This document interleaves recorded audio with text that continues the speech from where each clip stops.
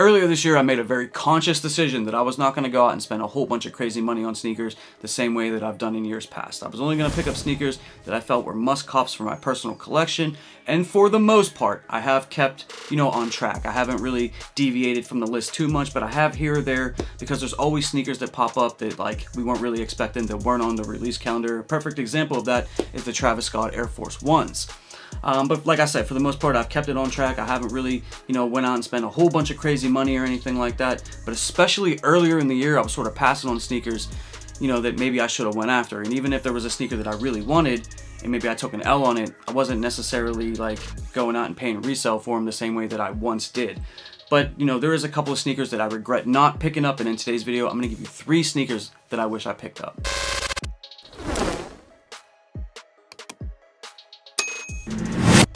Before we get into the video, I do want to let you guys know I'm giving away a pair of Air Jordan 1 Chicago Lost and Founds when I hit 10,000 subscribers on the channel, and the winner will get them in their personal size.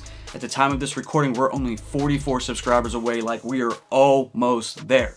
As long as we hit 10K over the next couple of days, which I know we're going to get there pretty soon, you know what I mean? But I plan on doing this giveaway probably this Friday on the live stream that I do each and every single Friday at 7 p.m. Eastern Standard Time. So make sure you guys sub up to the channel, share the videos out, let your friends know, because we're almost at 10,000 subscribers. Alright, so like I was saying at the beginning part of the video, there's 3 sneakers in particular that I definitely regret not picking up. And I've sort of had these sneakers on my mind. I've definitely been thinking about paying resale for them, or maybe even facilitating some trades in some way to get at least 1 or 2 of these sneakers. And the first sneaker that I want to talk about is the Jordan 4 SB. That was a sneaker that I did try to pick up. I took an L on it. I didn't really try too hard to pick them up after the original release on the Nike sneakers app, even though they did restock. Just because I don't know, man. At the beginning part of the year, I was sticking to my guns. I wasn't spending money on sneakers the same way that, I sort of am at this time, because the second half of this year has just been backloaded, right? We all know that all the heat's coming out, August, September, October, November, December, right? So I knew that going into the year.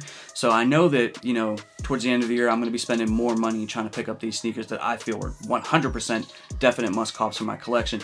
But this is one sneaker that I feel like I should have picked up. I should have tried harder to get, because the Air Jordan 4 is my favorite silhouette. I think this is a really nice looking shoe, and it's definitely one that I would love to have in my personal collection. And like I said, I may, maybe make a trade at some point, or maybe even just, suck it up and pay the resale to pick up the Air Jordan 4 SB. Now the next sneaker that I want to talk about is the Tiffany Air Force 1 collaboration. And this one retailed for 400 bucks, right? So at the time, I was sort of hell-bent on not spending a whole bunch of money on sneakers. And it wasn't that I didn't like the sneaker at the time, I actually thought it was clean. I did kind of feel like it was a little bit of a lazy collaboration though. And when you put together a $400 retail price tag, I just felt like I didn't absolutely need it at the time, right? I didn't even fill out raffles. I didn't even try on the Nike sneakers app. I sort of just acted like this release wasn't happening.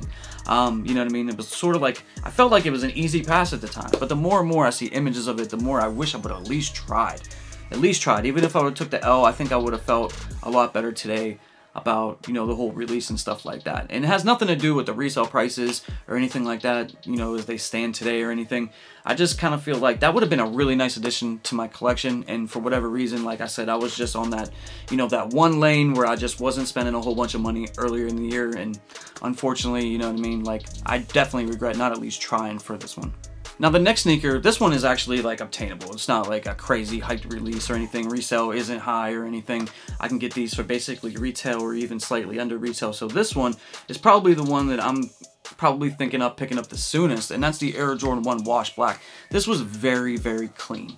It's definitely one of those sneakers that I feel like it's not a must for a lot of people's collection, but this is one of those Air Jordan 1s that I feel like people are definitely going to regret not picking up, myself included, right? I already sort of feel that way. This is a very clean shoe. I've seen it in hand recently. A lot of my friends have this sneaker, and I'll tell you what, man, when you see this sneaker in hand, when you see it on feet, it's like, man, I really wish I would have picked that up. It's a clean colorway. Definitely one of those sneakers that, if you have it, you're definitely happy that you picked it up. And like I said, I regret not buying it, but at the same time, I still have time to pick this one up. This one isn't going for crazy money or anything like that. So out of the entire year, when it comes to the SB4s, I definitely wish I would have picked that one up.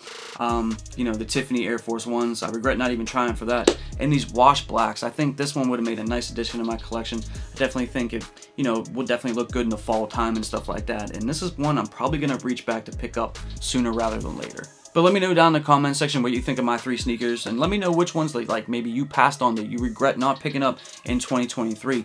We all knew it was going to be an expensive year. I think a lot of us made the conscious decision not to go crazy this year, you know, and I can tell by a lot of sneakers that have been coming out and sort of sitting and even going under retail. I think everybody's sort of been on that same, you know, that same lane where we're just not going crazy this year. But what sneakers do you regret not picking up in 2023? Guys, I appreciate each and every single one of you guys out there. I appreciate all the support, man. We are knocking on 10K's door. It's so crazy to me how quickly we've gotten to 10,000 subscribers over the past couple of months, man. I can't thank you guys enough. Please make sure you guys like the video, subscribe to the channel if you're new, and I'll see you guys in the next video really soon. Hopefully with some giveaway details for the Air Jordan 1 Chicago Lost and Found that I will be giving away. I love you all. I appreciate you all. I'm out. Peace. For more sneaker content, make sure you hit that subscribe button and you hit that notification bell so you never miss a video.